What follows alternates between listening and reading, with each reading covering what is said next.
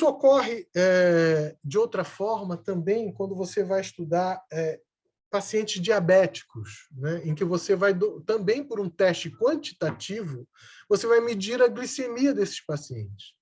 Então, imagina aqui, né, imagina aqui que nós estamos trabalhando com os testes verdadeiramente positivos. Tá? Não vamos falar em sensibilidade e especificidade, não, porque senão pode confundir. Verdadeiramente positivos e falso positivos. Nós observamos aqui, quanto mais nós seguimos essa reta, mais nós temos casos verdadeiros positivos e mais nós temos casos falso positivos. E aí nós chegamos à conclusão, fazendo, obviamente, um gold standard, né, vendo se a pessoa de fato é diabética ou não, simplesmente medindo a glicemia delas em jejum, nós observamos que a qualidade do teste ele está quando ele faz uma curva desse período, em que o meio dessa curva, o ápice dessa curva, né, onde está essa bolinha aqui, onde agora está o meu cursor laser, é o ponto ideal do diagnóstico. Né? Por quê? Porque aqui nós estamos com o máximo de verdadeiros positivos e nós estamos com o mínimo de falsos positivos. Ainda assim, nós podemos sofrer algum engano se medirmos a nossa glicemia. Hoje eu estou tomando groselha o dia inteiro, então a minha glicemia certamente ela vai estar mais alta. Eu não estou em jejum, obviamente, que esse teste é feito em jejum, mas o que significa que o meu teste pode dar um pouco mais para cima aqui, não, nem por isso eu sou diabético. Então, muita atenção nessa questão dos testes e do diagnóstico, do que é caso e do que não é caso. Isso aqui eu vou mostrar mais à frente para vocês, mas é a primeira corte, né, de casos de Covid que foram feitas na China, nos primórdios de março de 2020, em que eles pegavam dentro de um hospital pessoas que estavam atendendo pacientes com Covid, né, e trabalharam só com staffs médicos, enfermeiros, enfim, quem estava trabalhando na assistência. E eles identificaram 75% de positividade de teste nessas pessoas que trabalhavam no hospital, identificaram 24% de testes negativos. Então, os testes que foram positivos, eles na época isolaram, eles não conheciam nada da doença, hospitalizaram essas pessoas que já estavam trabalhando dentro do hospital. E pegaram os testes, as pessoas que eram negativos, e começaram a ver se eles tinham manifestações clínicas, começaram a observar, e viram que não tinham 12% desses casos e que tinham manifestações clínicas outros 12% desses casos. E aí eles pegaram esses pacientes que não tiveram manifestação clínica e fizeram um teste de imunoglobulina G, imunoglobulina M, para saber se o corpo reagiu e, de fato, eles, né, tiveram a doença, né? Mesmo falar em doença tem que ter manifestação clínica, mas mesmo sem a manifestação clínica. E observaram que ainda 3% desses casos que foram negativos, que não tiveram manifestação clínica, ainda assim eles tiveram uma resposta imunológica adequada, né? Mostrando que houve um contato e que pessoas que poderiam transmitir. Então, vocês observam que, em linhas gerais, né, praticamente, e outros 3 tiveram um primeiro contato, mas não chegaram a desenvolver um anticorpo específico. Ou seja, em torno de 9% dos casos que não tiveram, que o teste foi negativo e que não tiveram manifestação clínica e que nem que fizeram uma viragem adequada, ainda assim eles tiveram contato com a Covid e podiam ser transmitidos. Logo, são casos, né, mas que nós vamos identificar como não casos, porque os testes foram ruins do início ao fim. Então, ainda assim, mesmo fazendo teste, nós temos que ter em mente que ali podem existir falsos positivos e também falsos negativos. Dando sequência a isso, vamos falar um pouquinho sobre a evidência. Deixa eu ver se vocês têm alguma pergunta aqui.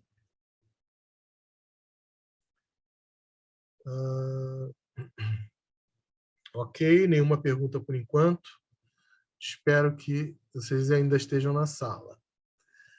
Mas vamos seguir em frente. Existem dois nomes, como eu já citei, que levaram esse nome de evidência à ciência, que é chamado Edward Sackett e o Sir Austin Bradford Hill. As referências principais nesse capítulo são o Pocock, são livros, e o Heineken. Tem alguns trabalhos que eu vou citar, mas são dois livros importantes. Esse Pocock para pesquisa clínica, para ensaio clínico, eu vou dizer o que é mais para frente, e esses dois aqui são melhores para estudos observacionais, especialmente corte e caso controle. Para prevalência ele não é muito bom, mas mais à frente eu falo um pouquinho, vou falar sobre isso também. É o Fletcher. O Fletcher é um pouco melhor para a prevalência. Vamos seguir. Então, evidência é mesmo verdade? A não evidência significa inexistência? Não. Então, quando vocês virem um trabalho de homeopatia que não tem evidência, não fiquem tristes, aborrecidos, chateados, porque não significa que não existe ou que não funciona. Eu sou homeopata há 30 anos, sou pesquisador, trabalho com pesquisa há uns 20, ou estudo pesquisa há uns 20, e muitas vezes eu me deparo diante dessa situação, né? A minha tese de doutorado, ela estudou gordinhas estressadas e grávidas para saber se o uso da homeopatia no grupo homeopático, né, era melhor que fazer um placebo, né? Apesar de que ambos tinham orientações dietéticas, porque do ponto de vista ético a gente não poderia trabalhar sem a questão ética.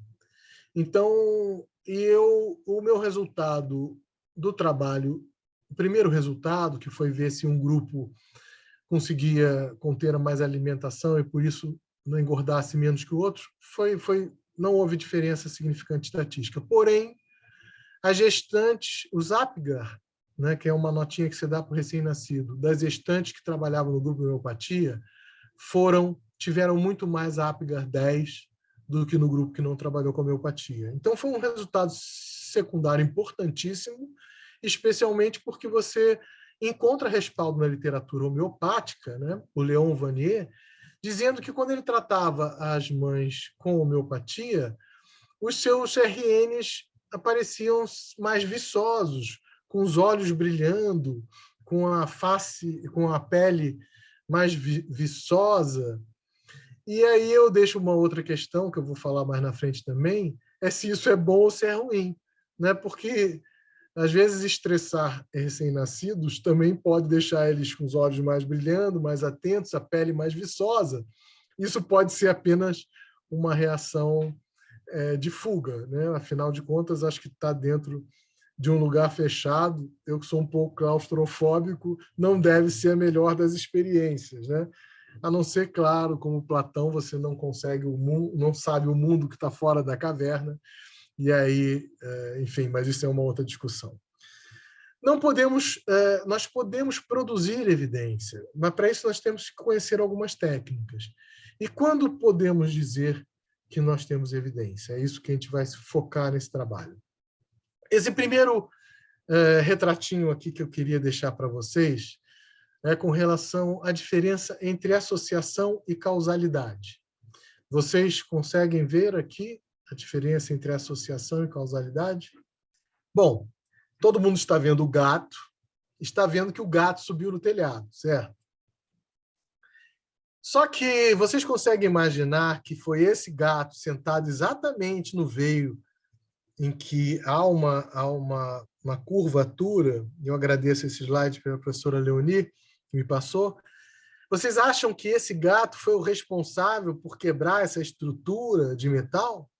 Não, obviamente que não. Então, nós estamos diante de uma associação, porque nós vemos o gato associado exatamente aonde existe uma fratura desse telhado, né, onde o peso foi maior, mas nós não podemos imaginar que esse gato tenha sido responsável porque ele não é tão gordo assim. Ele não é o Garfield, ele é só um gato. Então, nós temos uma situação em que existe associação, porque o gato está no telhado no momento, na hora que está a fratura, mas não temos uma relação de causalidade. Se nós estivermos num dia de chuva e batermos palma e observarmos que por 2 ou 3 vezes, ao bater palmas, havia o trovão, nós não devemos acreditar que Deus Thor nos ouviu e soltou um trovão no momento que nós batemos palmas. Porque nós vamos bater palmas outras vezes e ele não irá nos ouvir. Então, precisamos não misturar as coisas, né? O que é a associação com a causalidade. E para não misturar essas coisas, Sir Bradford Hill, e esse título de Sir foi dado a ele pela rainha da Inglaterra, ele era um estatístico e pensador, né? E ele definiu 9 pontos para diferenciar o que é associação do que é causalidade. E vocês vão identificar muito isso aqui na homeopatia, esse tipo de trabalho. O primeiro deles, e mais importante, mais forte, é a força de associação. E essa força de associação se baseia naquela tabela 2x2 de Epictetus, que eu comentei para vocês, em que as coisas são, às vezes, e parecem ser, quando nós lidamos com doentes e nós identificamos num teste, ou numa exposição, ou numa terapêutica, nós fazemos um remédio e realmente acontece o efeito desejado que nós temos. Então, elas são e parecem ser. Aquelas situações em que não são, mas parecem ser também, são os falsos positivos, né, em que você não está diante da doença, mas você identifica de alguma forma ou percebe de alguma forma aquela agulha, aquele metal que foi identificado pelo ímã e não era uma agulha no palheiro, né, são os falsos positivos. Nós temos a situação em que são e não parecem ser, são os falsos negativos, porque aquilo é uma agulha, mas na hora que você vai ver, a agulha está toda retorcida, né? E vai fazer uma imagem visual, e aquilo não parece ser uma agulha, ou então está lá há tanto tempo que já derreteu com calor e parece outra coisa. E aquelas situações em que são os verdadeiros negativos, que realmente não são e não parecem ser, né?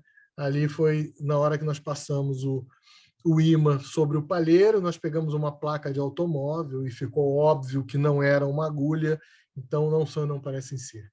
Essa relação dessas 4 variáveis é o que vai dar essa força de associação. Eu vou falar um pouco mais para frente, eu vou mostrar como se faz esse cálculo. É uma coisa muito simples, né? Mas por enquanto, vamos ficar só com essa ideia. A consistência, que é em relação à localidade e o tempo. Então, uma pesquisa, para ela ter consistência, você precisa repetir ela em locais, em ambientes diferentes, e ao longo do tempo. Eu vou falar hoje sobre o tempo, em controles históricos, né, do quanto é importante essa variável. Precisamos ter especificidade, né? Lembrem dessa figurinha, a especificidade ela se dá sobre aqueles casos que não são e não parecem ser, dividido pela soma dos casos que não são, ou seja, aqueles que não são, mas parecem ser, mais aqueles que não são e não parecem ser. Então, nós temos exemplos diversos na literatura. Por exemplo, quando nós queremos testar se leite faz bem para a saúde. É claro que no leite nós temos bactérias, né? E essas bactérias, algumas delas, são específicas para determinadas doenças. Então, se nós simplesmente avaliarmos o leite e não identificarmos que bactérias são nocivas à saúde e que bactérias não são, nós não vamos poder responder essa pergunta específica. Nós temos diversas outras coisas que influenciam a especificidade, como variável de confusão, que eu vou falar mais para frente, e que nós devemos estar atentos. Então, a especificidade nessa hierarquia é o terceiro item de importância que nós devemos utilizar quando nós queremos diferenciar a associação de causalidade. O quarto item é a temporalidade. Nós temos várias doenças em que elas começam aqui num tempo 1 e elas se estendem até um tempo X, por exemplo, obesidade. Obesidade, você começa adolescente, criança obeso, passa a adolescência obesa e isso vai se transformar num adulto doente. Você tem, às vezes, um período de latência aí de 20 anos, desde que a pessoa começa com obesidade e ela vai se tornar doente. Então, é muito importante na questão da temporalidade. Nós não podemos também conceber, nesse mundo em que o tempo é o rei, né, que uma doença que ocorre antes do seu evento exista uma relação. Né? Nós não estamos no mundo de Star Trek, né? Nós não viajamos no tempo e não voltamos atrás ainda. Então, por enquanto, essa é uma variável importante. Uma outra variável importante que a gente deve sempre pensar é no gradiente biológico. E isso tem muito a ver com a homeopatia.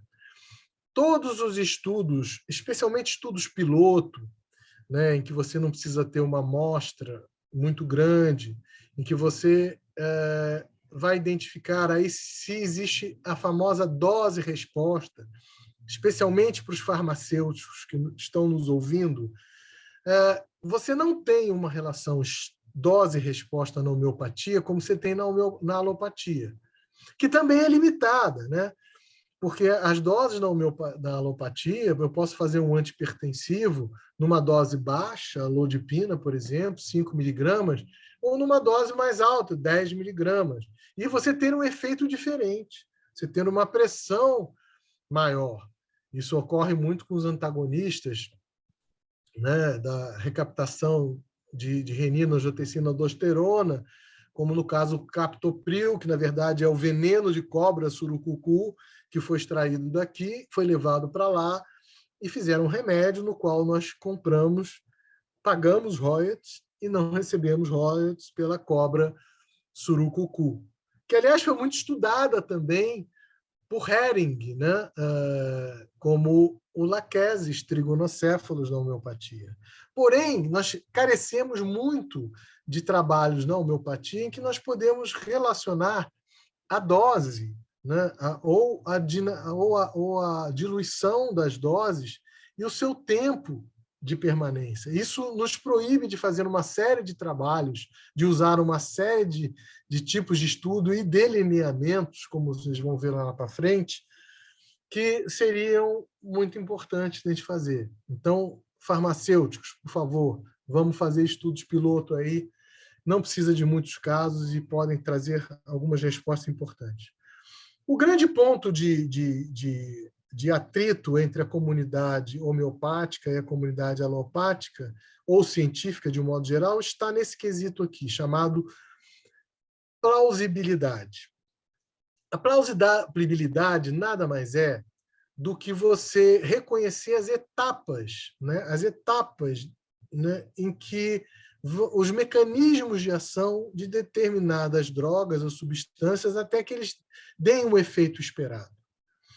Então, ele não é essencial, ele não precisa sempre estar presente. Nós temos muito isso na homeopatia, que nós não sabemos como esse efeito ocorre, na verdade. Nós temos várias hipóteses, muitos modelos teóricos, e a pesquisa experimental está avançando bastante com os animaizinhos. Esse é o campo fundamental que a pesquisa experimental pode trazer para que a gente diga para esses pseudocientistas de que a homeopatia funciona. Eu digo que isso não é uma situação essencial porque o pai da epidemiologia é um cara chamado John Snow.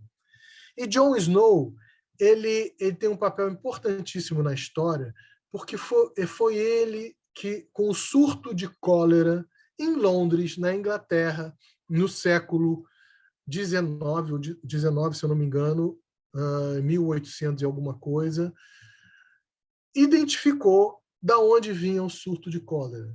Com um trabalho muito simples, muito básico, porque ele percebeu que quem estava tomando água de uma determinada bica, de uma determinada torneira, estava ficando mais doente em quantidade muito maior do que quem tomava água de uma outra torneira, que era uma outra região em Londres.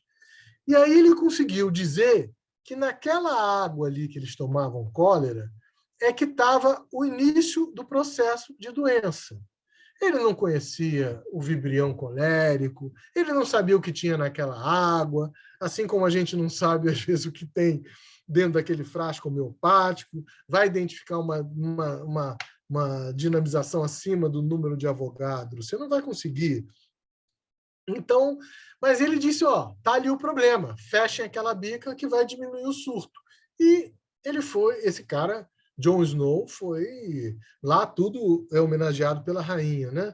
Então ele também teve a sua homenagem e foi ele que deu o princípio, né, da epidemiologia. Porque a epidemiologia nada mais é do que estudo sobre as populações. Não é um estudo sobre o indivíduo. Ele trabalha com indivíduos, mas ele analisa na população. Então, você, às vezes, na população, eu tinha um meio orientador que fez parte da minha banca, que ele dizia assim, eu não acredito na homeopatia. A homeopatia não funciona. Mas eu já tomei homeopatia e me senti bem. E aí você... Isso, do ponto de vista emocional, é terrível, né? Mas do ponto de vista acadêmico, é extremamente elucidativo. Porque o que ele estava dizendo para mim é que não existem trabalhos ainda extremamente categóricos, até existem, mas ele não conhecia, categóricos de que a homeopatia tem determinadas ações e funciona, e mexe aqui, e mexe ali. Mas ele estava dizendo que assim, isso não quer dizer nada, porque eu, como pessoa, na hora do sofrimento, eu tomo qualquer coisa e melhoro, e vou ter que reconhecer isso, né? Então, esses são os dois mundos. Então, a plausibilidade é uma coisa muito importante na pesquisa experimental. A coerência também é muito importante. Você não pode contradizer tudo aquilo que se sabe sobre uma determinada doença. Né? Então, se você trabalha com faz um estudo em que você acha que descobriu o miolo do mundo, calma, não é bem assim. Pensa, passa para outras pessoas pensarem antes de publicar. Vamos estudar muito essa doença, né? Eu não posso dizer que o coronavírus faz bem à saúde. Eu não posso dizer que o coronavírus é uma gripezinha, porque ele mata muito mais que uma gripezinha. Então, é preciso ter coerência, né, para que você diferencie o que é associação de causalidade. Você não pode dizer que a Prevent Senior faz mal à saúde. Né? É preciso conhecer a Prevent Senior, saber o que é. Então, os políticos, de modo geral, carecem muito desse quesito coerência, né? Até porque eles não estudam, mas como eles falam mais do que pensam, muitas vezes a gente tem que ouvir determinadas coisas que doem a alma. A penúltima questão, e a penúltima mais fraca, tem a ver com a questão da raridade, da pesquisa experimental, da coincidência. Fenômenos que nós vemos, às vezes, no meio ambiente, que muitas vezes nós já achamos que era devido ao rei Lua, a deusa do vento, e que pode ser ainda, né? Não foi provado que não foi, mas foi provado que tinha relação com muitas outras variáveis. Então, essa multiplicidade de variáveis que nós encontramos no meio ambiente, elas às vezes nos trazem informações muitas vezes equivocadas e normalmente enviesadas para o lado positivo e, na verdade, não são. Por último, eu queria falar sobre a analogia, né? E a capacidade de generalização. Nós temos na história da homeopatia Paracelsus. Paracelsus foi aquele cara que olhou para uma flor e aquela flor tinha um aspecto da vulva, de uma vagina de uma mulher.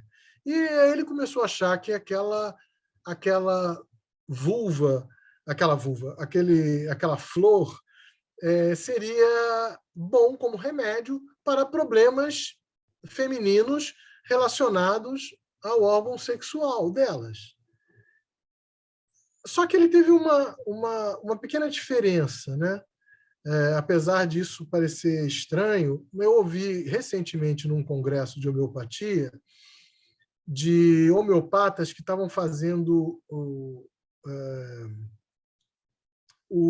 a utilização da homeopatia pela sonoridade do medicamento, do nome do medicamento. E aí você para se pensar, tudo bem, a gente não deve, num brainstorm, a gente não deve fazer críticas a nada, mas no momento que isso é apresentado para uma comunidade médica, a gente tem que tomar alguns cuidados, né?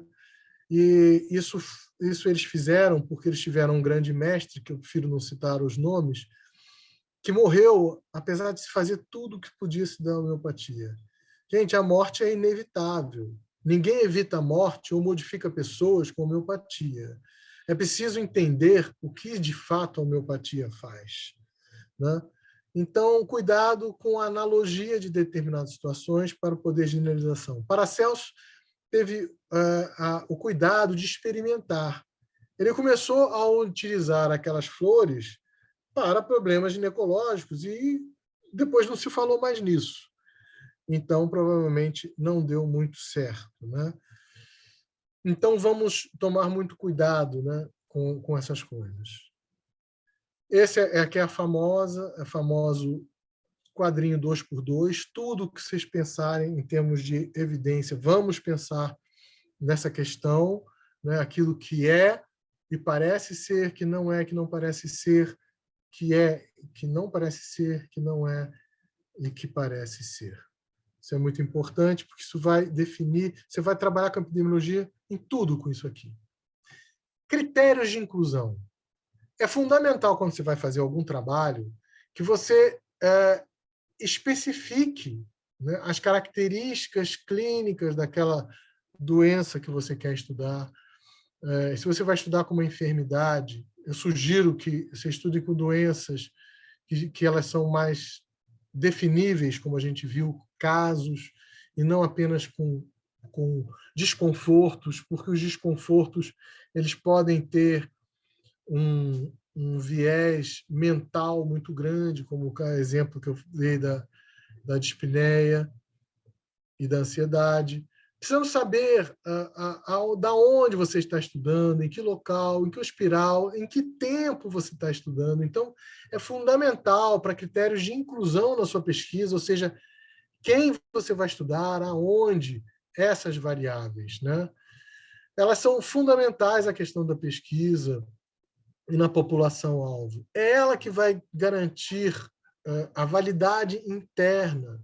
É o que vai permitir, ou seja, a gente está estudando aquilo que a gente realmente quer estudar, né? E vai permitir generalização, que é a validade externa, que é a capacidade de generalização. Então, ela tem que medir o que está sendo medido. Mas, para isso, é importante se tomar alguns cuidados. Esses alguns cuidados vêm aqui nos critérios de exclusão. Nós temos que excluir dessa amostra qualquer coisa, ou quase todas as coisas, que vão interferir no resultado desse estudo. Por exemplo, na minha tese, eu trabalhei com gordinhas estressadas, né? Já falei isso, e gestantes. E eu medi o peso delas no início do tratamento, né? E ao final, para ver se elas engordavam menos ou não do que o grupo teste e o grupo controle. Só que lá pelo meio do meu estudo, eu recebi uma preta maravilhosa, né, de 2 metros de altura, e que tinha um cabelo rastafari de mais 3 metros. todo ele enrolado e presos na cabeça. E aí a enfermeira que fazia essa medida de peso, ela chegou: doutor, mas ela tem um cabelo. Eu falei: não, tem cabelo, e daí todos nós temos. Eu não penso muito nessas questões de cabelo, eu não sei se tem alguma coisa pessoal, mas já são muitos anos sem, né? Então eu prefiro esquecer que eles existem.